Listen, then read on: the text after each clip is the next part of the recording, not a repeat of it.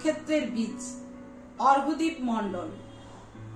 বৃষ্টি স্নাত সন্ধ্যা যখন ভুলে যায় সূর্যের সোনালী আভার কিরণকে, ঝড় তখনই আছড়ে পড়ে দুয়ারে, পথ ভোলা কোনো চঞ্চল রাস্তার বাঁকে।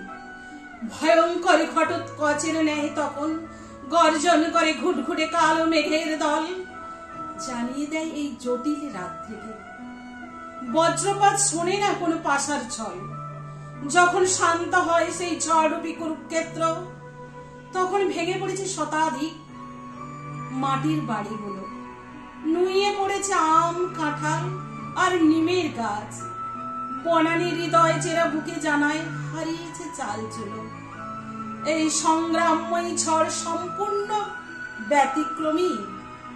নতুন করে হবে না কোনো সবুজের সমারোহ স্থাপন, কোনো শ্যাম এসে দেখাবে না কোনো দিশারি।